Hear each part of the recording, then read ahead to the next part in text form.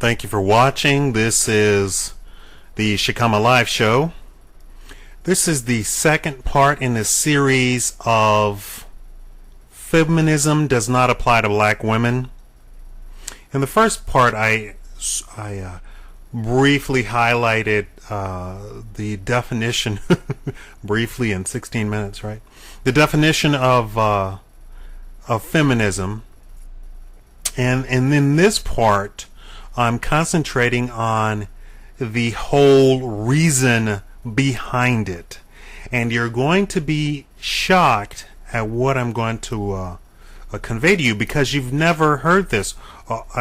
You've heard it for the masses. You have not heard this. You've only heard the side of the feminists, and maybe some men's rights have spoken out against feminism, but they mainly speak out against feminism in terms of something really general or something really tiny and minute and specific, like a law that was passed, or women getting child custody automatically, regardless of being a hooker or a crack smoker or whatever.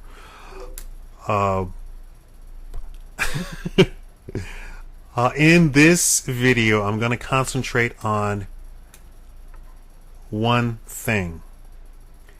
Feminism is exploitation, and that's all it is.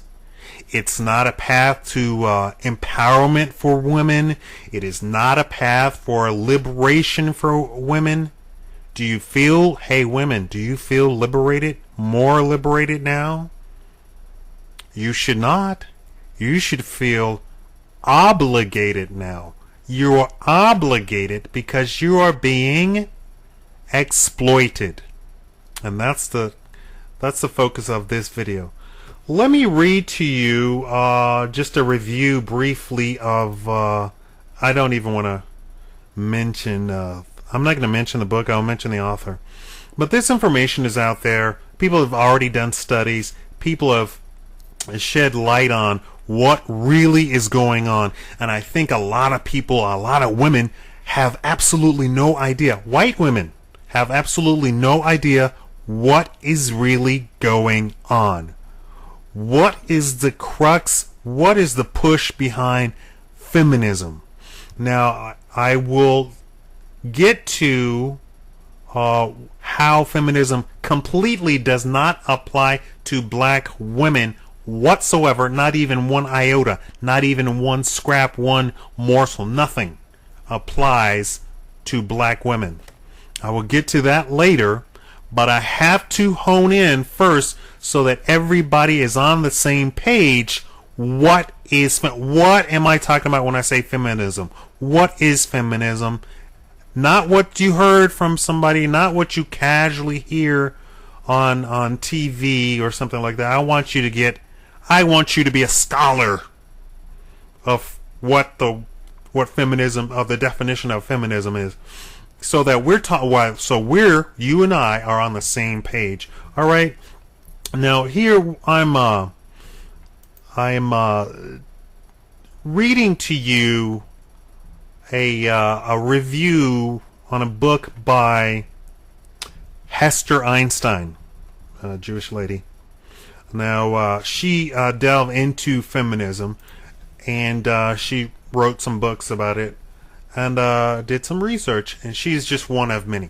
But this review of the book is going to shed light to you on the subject of feminism and how it is nothing more than a tool to exploit women.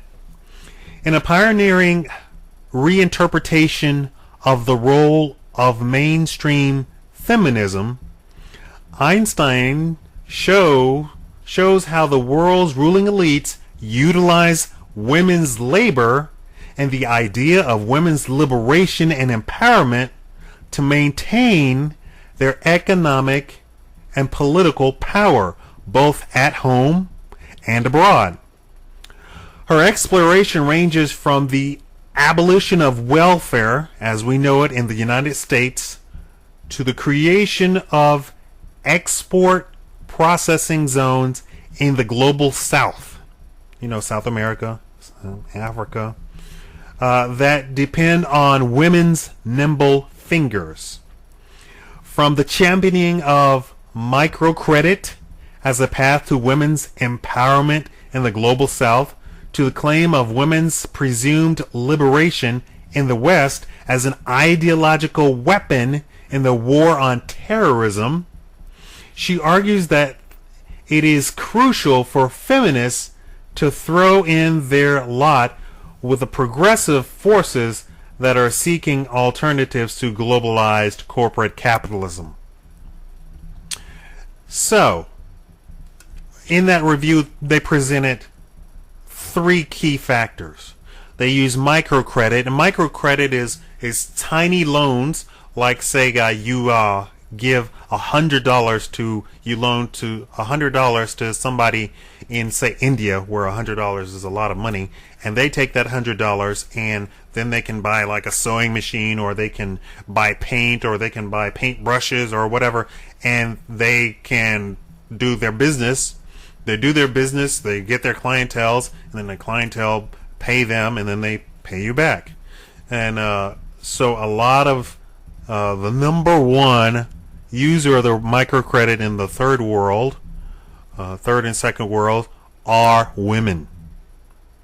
They're not actually doing businesses, they're doing little tiny services that make money, and so they do the microcredit.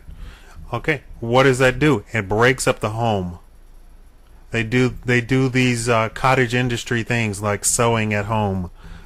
So the woman then doesn't rely on the husband for money, and so now instead of her taking care of the home and having children and what have you, she's out working for some corporation. That's what's going on. So that's a microcredit portion. The other portion is that they say, the women in the Middle East are oppressed, and these are this is the area rife with terrorists, and so we have to go over there and bomb these places to liberate the women so that they can be free to drive cars and not sit at home in luxurious palaces. Oh, they don't say that part. They don't tell you that.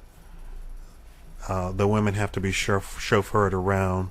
The women don't have ID. Well, they don't have ID. They're completely anonymous. So they can do whatever they like. Within their laws, they can do whatever they like, and nobody says anything to them. It's the men that they cut off the hand, chop off the hands, and all that other stuff in the Middle East. But you don't hear that. You don't hear that side. You only hear the side of the feminist side of that they need to liberate these women. They've never considered that perhaps the Western way of living is completely disgusting to those very women that they're saying that they're trying to liberate. And then the third part is that bringing it on home, that the women's movement and empowerment and liberation is nothing more than exploiting women and putting them in the workforce. If you have, let's say in the workforce there are 100 million people in the workforce today, right? Men and women. Let's go back. Let's turn the clocks back 70 years. There is not 100 million people in the workforce. And let's say half of them are women in the workforce, right? Back then, you only had what? Men in the workforce. So you have half as many workers. What does that do? I'm bringing it home for your economic education. You need to be educated in economics, right? What happens when you have half as many workers doing the same job? That means you have to pay them more. Why? Because there's far less competition. Far less. Now let's increase that labor force by a staggering 50 million. You've now doubled the labor market. That's on the labor side, the working side, not the employer side. And now for every job you have 2 people applying. And you say, well, there's 2 people. I don't have to pay $40,000 a year. I don't have to pay $50,000 a year. I can now pay $25,000 a year. Women's liberation. Women's empowerment. It's done by the corporate elite to exploit women. You're a fool if you buy into it. You are not at more liberty. And then they talked about abolishing welfare as you know it. So they abolished, and a lot of states abolished welfare as you know it, where they simply hand the woman the money to take care of the home and the children because she can't get a job.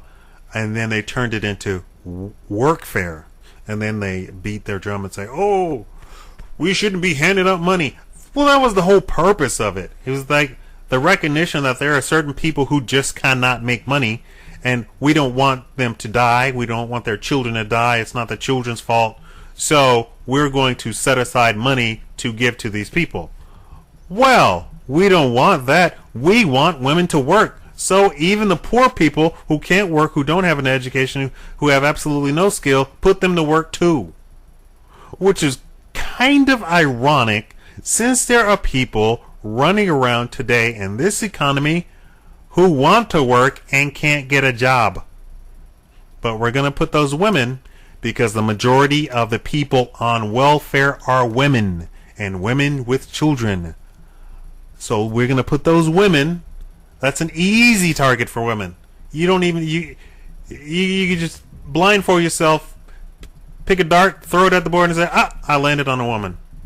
That's an easy target for specifying that you're going to get a woman to do the work and pay her pennies on the dollar.